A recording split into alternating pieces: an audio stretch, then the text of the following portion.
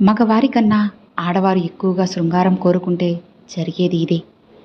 నీ భావోద్వేగాలన్నీ అందరికీ తెలిసేలా అందరి సమక్షంలో ఎప్పుడు ఏడవకు. జనం నిన్ను బలహీనుడిగా భావిస్తారు, జాగ్రత్తగా ఉండు. గుర్తుపెట్టుకో, బలంగా నమ్మితే సరిపోదు. బలహీనతలను వదిలితేనే కదా నీ బ్రతుకు అనేది మారుతుంది, సంతోషంగా ఉంటుంది. వినే ఓపిక లేనివాడు ఎప్పటికీ అజ్ఞానిగానే మిగిలిపోతాడు. ఇక చెప్పే ధైర్యం లేనివాడు ఎప్పటికీ కూడా పిరికివాడిగానే చివరికి ఉండిపోయి మిగిలిపోతాడు. మితిమీరిన నమ్మకం చాలా ప్రమాదకరం. నమ్మకం ఎంత బలపడితే నమ్మక ద్రోహం అనేది అంత గట్టిగా తగులుతుంది, జాగ్రత్త.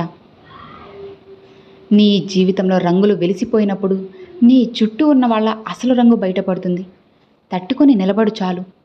మళ్ళీ నీ జీవితంలో ఇంద్రధనస్సు విరియక మానదు కదా, ఖచ్చితంగా వస్తుంది. గొంగలి పురుగు అని అసహించుకున్న వారు సీతాకాకు చిలుకలా మారిన తరువాత వర్ణించడానికి మాటలు వెతుకుతారు. మనిషి జీవితం కూడా అంతే. కష్టపడుతున్నప్పుడు రాణి ఎవరు? నువ్వు సుఖపడుతున్నప్పుడు వెతుక్కొని మరీ ఖచ్చితంగా వస్తారు.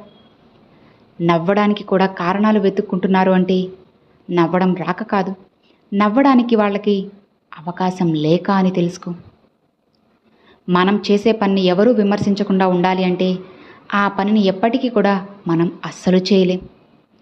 యుద్ధం తప్పదు అంటే అరచేయి ఆయుధం అవుతుంది, లేదంటే గొడ్డలి కూడా కట్టెలు కొడుతుంది. సంకల్పం మాత్రమే నిజం, మిగతాదంతా కూడా నీ చుట్టూ జరిగేది కల్పితం మాత్రమే అని తెలుసుకో.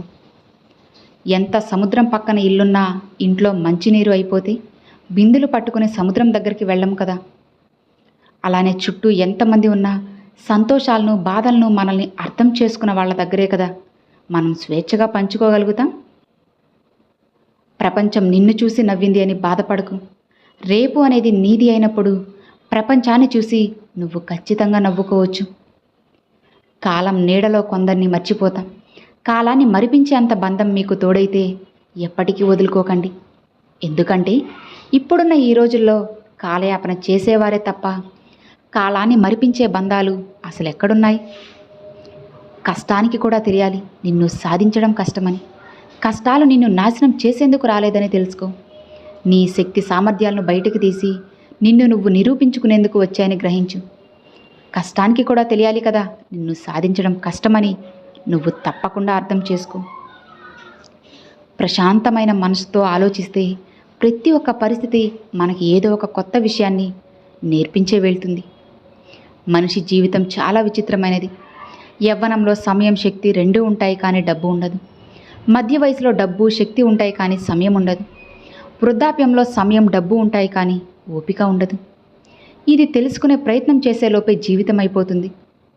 మనం పుట్టినప్పుడు మనల్ని ఎవరు చూశారో మనకు తెలియదు. మరణించాక మనల్ని ఎవరు చూడడానికి వస్తారో కూడా మనకి తెలియదు.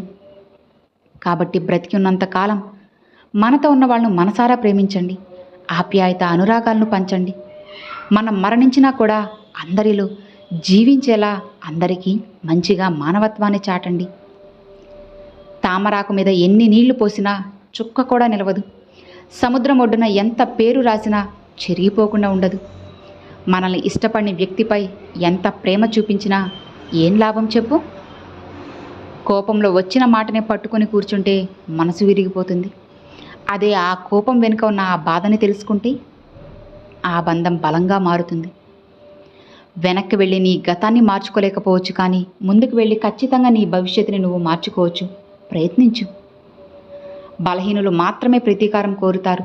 బలవంతులు మాత్రమే సహిస్తూ మౌనంగా ఉంటారు. కేవలం బుద్ధిమంతులు మాత్రమే జరిగినవి మర్చిపోయి ఆనందంగా, హాయిగా, ప్రశాంతంగా జీవించగలరు.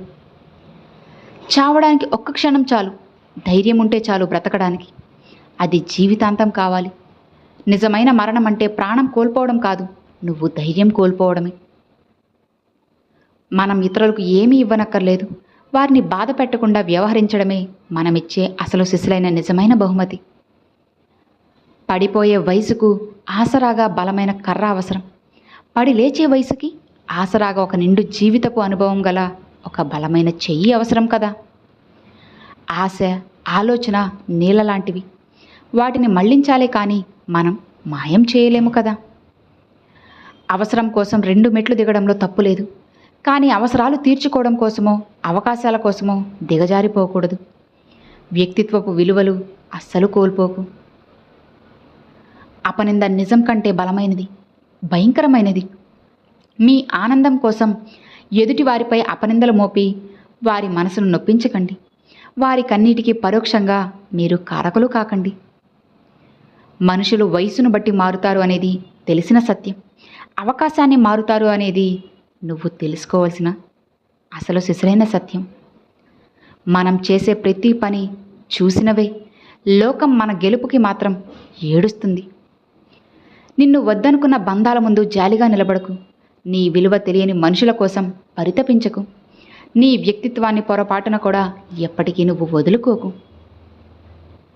జీవితంలో ఎత్తుపల్లాలు సముద్రంలో అలలు లాంటివి. వాటిని చూసి కృంగిపోకు. పడవలాగా వాటిపైన సవారీ చేయడం నువ్వు నేర్చుకో. అప్పుడే గెలుస్తావు. బాధను పంచుకుంటే ఆవేదన తగ్గుతుందేమో కానీ అర్హత లేని వారి దగ్గర పంచుకుంటే మాత్రం దానికి 10 మనోవేదన నీకు తప్పదు. జాగ్రత్త. మెచ్యూరిటీ వయసు పెరగడం వల్ల వచ్చేది కాదు. జీవితంలో నువ్వు నేర్చుకునే పాఠాలు, గుణపాఠాల వల్ల వచ్చేది. గర్వం నాశనానికి ముందు నడుస్తుంది. అహంకారం పతనానికి ముందు నడుస్తుంది. వీటికి దూరంగా ఉన్నవాళ్ళు జీవితంలో ఎదుగుతారు.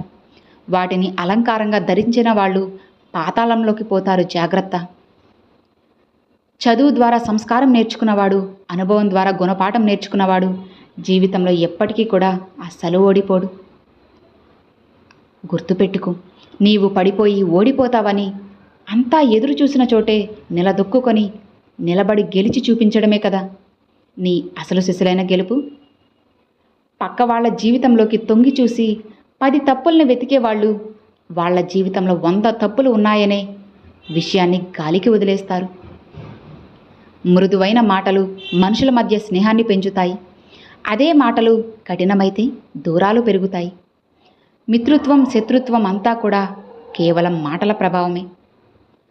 గొప్పవారిని చూస్తూ ఉంటే మన జీవితంలో మార్పులు జరగవు. మనం నేర్చుకుంటేనే కదా మన జీవితంలో గొప్ప గొప్ప మార్పులు వస్తాయి. నిజమే కదా. ఎవరితోనూ నీ గురించి ఈ 3 విషయాలు చెప్పకు. నీ భవిష్యత్తు ప్రణాళికలు, నీ సంపాదన, నువ్వు ఎంతమందిని ప్రేమించావో వారి వివరాలు మాత్రం ఎవ్వరికీ చెప్పుకోవద్దు. బాగా గుర్తుపెట్టుకో. ఒక ఆడది మగాడి కన్నా శృంగారం ఎక్కువగా కోరుకుంటే ఏ విధంగానైనా సరే ఆమె దాన్ని ఖచ్చితంగా పొందే తీరుతుంది. జీవితంలో ఎప్పుడూ కూడా ఒకరికి భయపడి బ్రతుకు. ఒకరిని తక్కువ చేసి మాట్లాడుకు. నిన్ను తక్కువ చేసి మాట్లాడే వారి దగ్గర వేచి ఉండకు. మరణాన్ని అయినా ఎదిరించి నిలబడు, కానీ విలువలేని చోట ఉండి నీ ఆత్మగౌరవాన్ని కించపరుచుకోకు. ఉన్నది ఒకటే జీవితం. నీకు విలువ ఇవ్వని వారి దగ్గర ఉండి మిగతా జీవితం వృధా చేసుకోకు. తెలివి ఉందని ఇతరులను ఎప్పుడూ మోసం చేయడానికి ప్రయత్నించకు. ఎందుకంటే భగవంతుడు అందరికంటే తెలివైనవాడు. ఖచ్చితంగా నిన్ను కూడా ఏదో ఒక రోజు మోసం చేస్తాడు. జాగ్రత్త. జీవితంలో ఏది కోల్పోయినా ఎక్కువగా బాధపడకు. ఎందుకంటే చెట్టు ఆకులు రాలిన ప్రతిసారి అంతకు రెట్టింపు ఆకులతో చిగురిస్తుంది. జీవితం కూడా అంతే. ఏం జరిగినా సరే నీ మంచి కోసమే కదా. కాబట్టి సంతోషంగా ఉండు. జీవితాన్ని మంచిగా కొనసాగించు. నీ జీవితం చాలా చక్కగా, అద్భుతంగా, ఆనందంగా ఉంటుంది. అర్థమైంది కదా. Thanks for watching friends.